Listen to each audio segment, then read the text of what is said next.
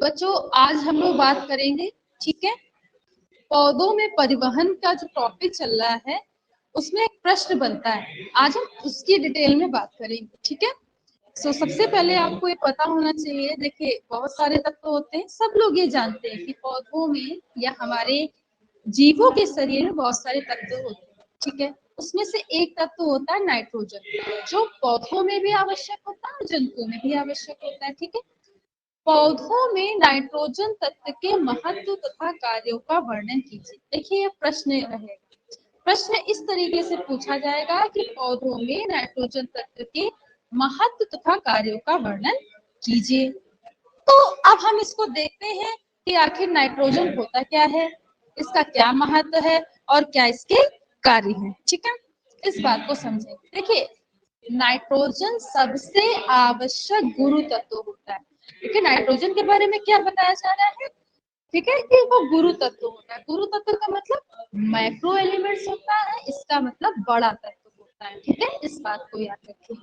और यह शरीर, यह पौधों के लिए, ये अधूरी लाइन लग रही है, पौधों के लिए आवश्यक होता है, ऐसे लिख लीजिएगा, आवश्यक होता है। देखिए ये पौधों के लिए कैसे आवश्यक होता है, इस बात को समझते हैं, ध्यान से समझिएगा। देखिए नाइट्रोजन का स्रोत क्या है, ये देखिए। नाइट्रोजन को मृदा एवं वातावरण से प्राप्त किया जा सकता है। तो जो नाइट्रोजन का स्रोत है, या तो हम मृदा से प्राप्त करेंगे यानी मिट्टी से प्राप्त करेंगे, या हम वातावरण से प्राप्त करेंगे, ठीक है। पौधों की जड़ों की ग्रंथियों में बहुत से सहजीवी जीवाणु वातावरणीय नाइट्रोजन गैस का नाइट्रोजनीय यौगिकों में स्थिरीकरण करते हैं। तो पौधों में बेटा एक खास विशेषता होती है कि ये वायुमंडलीय नाइट्रोजन को सीधे नहीं ग्रहण कर सकते। ये वायुमंडलीय नाइट्रोजन गैस को सीधे ग्रहण नहीं कर सकते हैं। तो ये किस रूप में ग्रहण करेंगे, तो या तो ये नाइट्राइट के रूप में करेंगे या तो ये नाइट्रेट के रूप में करते हैं, ठीक है। जब ये इनको नाइट्राइट या नाइट्रेट के रूप में बदल देते हैं तो इस क्रिया को कहते हैं पौधों में नाइट्रोजन स्थिरीकरण, ठीक है। इस क्रिया को बच्चों क्या कहते हैं, पौधों में नाइट्रोजन स्थिरीकरण। अब देखिए मृदा जल में घुलकर ये यौगिक पौधों को प्राप्त होते हैं, और मृदा में अगर ये है तो जल में घुलकर पौधों को प्राप्त होते रहते हैं। नाइट्रोजन एन नाइट्राइट NO2 और नाइट्रेट NO3 व अमोनिया NH4 के यौगिकों में मिलती है। तो नाइट्रोजन के स्रोत बच्चों कौन कौन से हैं, एक तो नाइट्रोजन नाइट्रोजन के रूप में मिलेगा, फिर बच्चों नाइट्राइट के रूप में मिलेगा, ठीक है। फिर उसके बाद ये नाइट्रेट के रूप में मिलेगा, ठीक है। फिर ये बेटा अमोनिया के रूप में मिलता है। तो इतनी बात आप लोगों को याद रखना। बच्चों देखिए यहाँ पे ये चित्र को देखिएगा और ध्यान से समझने की कोशिश करिएगा, ठीक है। ये देखो ये क्या है, समस्त पोषकों से युक्त विलयन में उगा हुआ पौधा है। तो यहाँ पे सारे पोषक तत्व है, यहाँ पे ये इसे उगा हुआ पौधा है, मतलब इसमें मैग्नीशियम भी है बच्चों, कैल्शियम भी है, ठीक है, आयरन भी है, पोटेशियम भी है, सल्फर भी है, नाइट्रोजन भी है, फास्फोरस भी है, ठीक है। तो सारे इसमें तत्व, समस्त पोषकों से युक्त विलयन में उगा हुआ पौधा। और ये क्या कर रहा है, ये बी कौन सा है, अपूर्ण पोषक विलयों में पौधों पर प्रभाव का चित्रण, यानी कि अपूर्ण पोषक विलयन है ये वाले, ठीक है। मैग्नीज हो गया, कैल्शियम हो गया, फास्फोरस हो गया, अपूर्ण पोषक होते, यानी कि इनके साथ और भी पोषक तत्व उपस्थित होंगे तब ये पूर्ण कहलाए। और ये जो पौधा है इसमें सारे तत्व है, ठीक है। ये नहीं कि अलग अलग सब में उपस्थित हो, अलग अलग है ना, इसलिए अपूर्ण है। अगर एक साथ किसी पौधे में प्रेजेंट होंगे तो वृद्धि, देखिए इसकी इस पौधे की वृद्धि भी तो ज्यादा है, तो ये विकास और वृद्धि में सहायक होता है, ठीक है। इस बात को याद रखेंगे। अब बात ये आती है कि इसके प्रमुख कार्य क्या होते हैं। देखिए पहले हमें आप ये बताइए कि इतना आप लोग को समझ में आ गया, इतना समझ में आ गया बच्चों।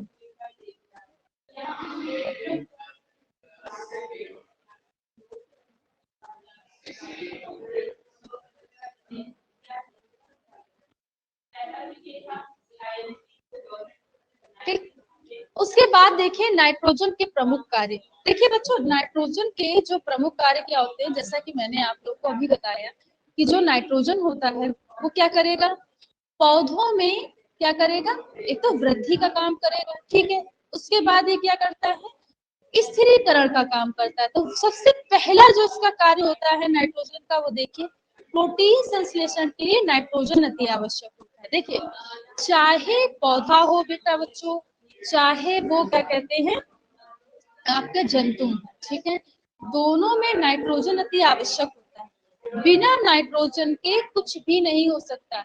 जो हमारी बॉडी है या प्लांट की बॉडी है, उसका जो निर्माण होता है वो प्रोटीन की सहायता से होता है। और प्रोटीन संश्लेषण किसकी सहायता से होता है बच्चों, वो नाइट्रोजन की सहायता से होता है। तो प्रोटीन संश्लेषण के लिए नाइट्रोजन अति आवश्यक तत्व है, इस बात को आप लोग याद रखोगे। फिर देखें ये एमिनो अम्लों, न्यूक्लिक अम्लों, कौन कौन सा, डीएनए आरएनए, नाइट्रोजनी क्षारकों, एल्केलॉइड्स, विटामिन एवं सह प्रकीर्णों इत्यादि रसायनों का महत्वपूर्ण घटक होता है। मतलब क्या कि एमिनो अम्ल में भी पाया जाएगा, न्यूक्लिक अम्ल डीएनए आरएनए में भी पाया जाएगा। नाइट्रोजनस बेस कौन कौन से होते हैं, तो मैं बता दूं बच्चों, नाइट्रोजनस बेस होते हैं एडेनिन, ग्वानिन, थाइमिन, साइटोसिन।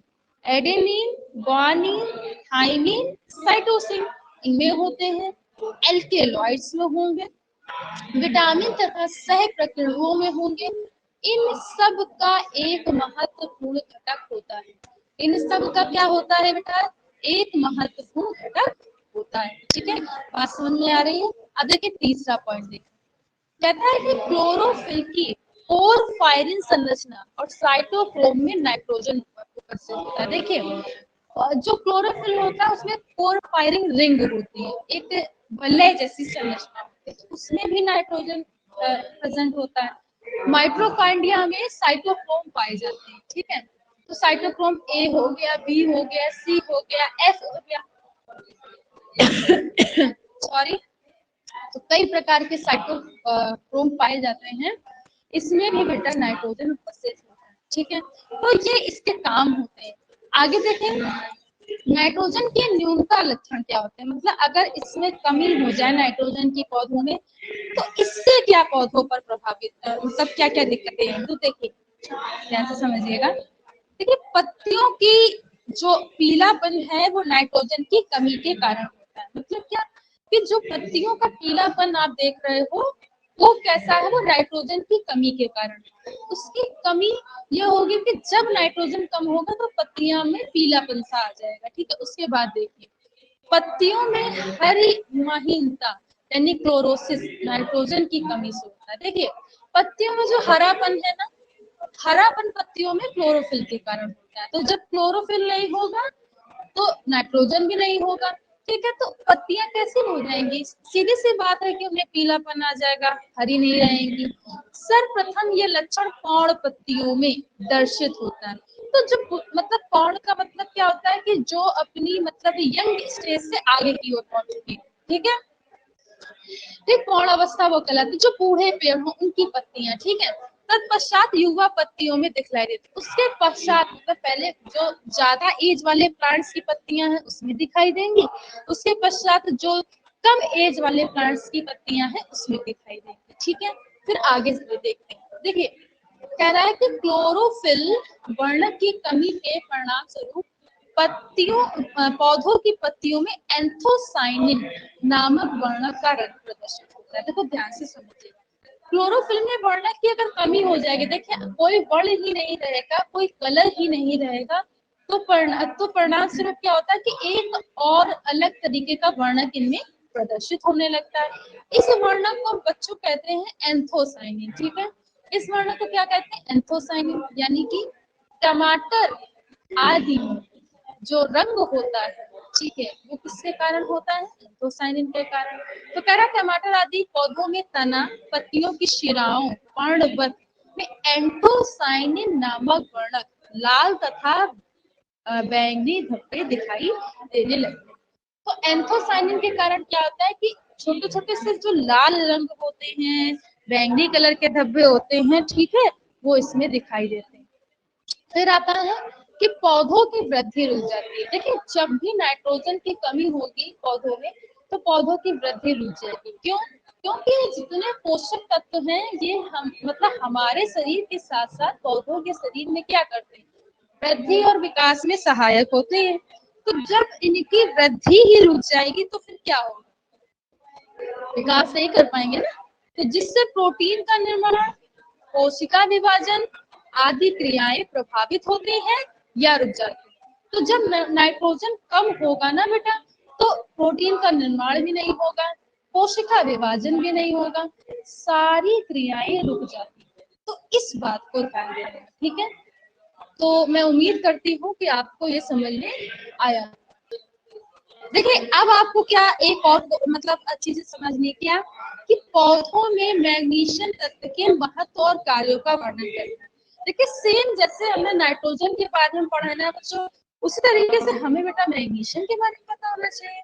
देखिए ये जितने मैंने तत्व आपको बताया, मैग्नीशियम, फास्फोरस, कैल्शियम, सल्फर, ये ऑक्सीजन, ये सारे तत्व क्या करते हैं, पौधों के विकास के लिए आवश्यक होते हैं। ठीक है, अब इनकी कमी हो जाएगी तो पौधों में कुछ मतलब कुछ कमियां भी आएंगी। अगर ये भरपूर मात्रा में है तो पौधों का विकास होगा। अब हम लोग देखो बात करते हैं कि पौधों में मैग्नीशियम की मात्रा बच्चों कितनी होती है, 0.5 से 0.7 तक होती है।